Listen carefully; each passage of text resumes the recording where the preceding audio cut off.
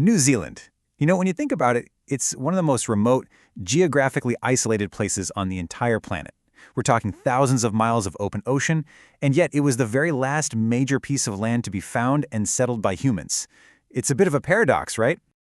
It's a pretty amazing story. In just a few hundred years, this place went from a set of completely uninhabited islands to one of the most sought-after countries in the world. So how on earth did that happen? Well, that's the big question we're going to unpack. And just look at this timeline.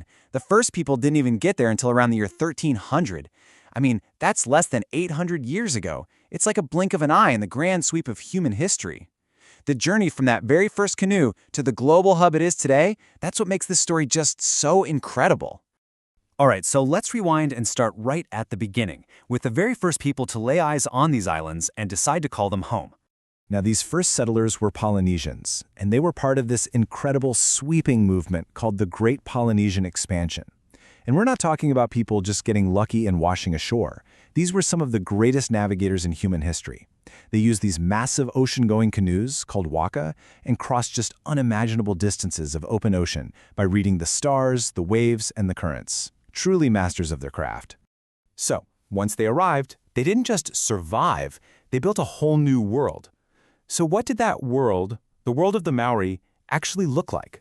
They named their new home Aotearoa, and these settlers, who would become the ancestors of the Maori people, brought with them a whole culture, a complex system of beliefs, and all the knowledge they needed for farming and building to create a new society from scratch. At the heart of Maori society was this powerful sense of kinship. Everything, and I mean everything, revolved around your iwi, which is your tribe. Your identity, your safety, your connection to the land, it all came from your iwi, your bloodlines, your ancestors. It was the core of who you were. Now, as different groups spread out, what happens? You get competition for the best land and the best resources, and that meant defense became absolutely critical. This led to the creation of the pa, these incredible fortified villages, usually built on a hill or some other high ground. But these weren't just forts, they were the very center of the community, a place for ceremonies and daily life, and a powerful symbol of a tribe's strength. For centuries, life in Aotearoa went on like this. But then, the outside world arrived. And when it did, everything was about to change forever. The very first European contact was in 1642. A Dutch explorer named Abel Tasman showed up, and it was brief and it was violent. It didn't go well.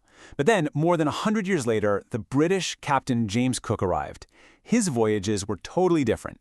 He spent a lot of time carefully mapping the islands and setting up more lasting, though sometimes still difficult, contact with Maori. And this contact kicked off a whole new economy. The Europeans had these amazing new technologies, things like iron tools and woven cloth. But the real game changer, the one thing that would completely rewrite the rules of Maori society, guns. In return, Maori offered what they had in abundance: flax for rope, massive timber for ships, and plenty of food. And you can probably guess what happened next. Introducing firearms into this world of intertribal competition, well, it had absolutely devastating consequences. It triggered a massive arms race between the tribes. The result was a period known as the Musket Wars. And over nearly 40 years of fighting, the tribal map of New Zealand was completely redrawn, at a cost of an estimated 30,000 lives.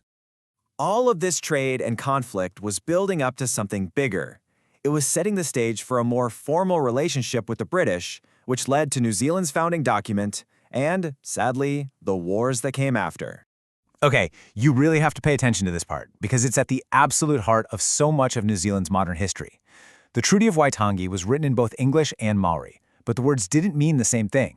The English version says Maori chiefs would cede sovereignty to Britain, complete control, but the Maori text used the word kawanakanga, which is much closer to governance, maybe the authority to govern the newly arrived settlers. This wasn't just a simple mistake. It was a deep clash of worldviews about power and authority.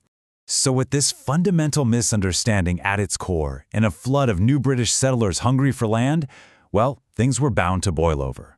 Those disputes over the treaty's meaning exploded into what's now called the New Zealand Wars. After decades of brutal fighting, the British forces eventually won out. The Crown then confiscated about 6,000 square miles of Maori land, which created this deep sense of grievance and loss that echoes all the way to the present day. But out of all this turbulence, this colonial conflict, something new starts to emerge. New Zealand begins to carve out its own identity, something distinct from its British roots. And one of the first huge moments that put New Zealand on the map came in 1893, by becoming the very first self-governing country in the world to give all women the right to vote. New Zealand basically announced to everyone, hey, we're a socially progressive place. It was a bold move that helped define a new national character. The political journey kept moving forward, of course, becoming a dominion in 1907, which was a big step towards independence. But for many, it was in the trenches of World War I, fighting alongside Australians as the Anzacs, that a real sense of a unique Kiwi identity was forged in blood and sacrifice. It created a kind of psychological independence from Britain.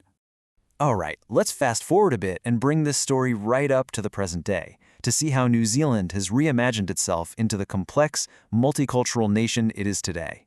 Because in the second half of the 20th century, something truly incredible started to happen. A Māori renaissance. The Māori language, Te Reo Māori, which had been fading, was made an official language of the country. Indigenous rights became a central part of the national conversation. And this sparked this amazing revival in Māori culture, art, language, and identity that is still reshaping and enriching the entire nation.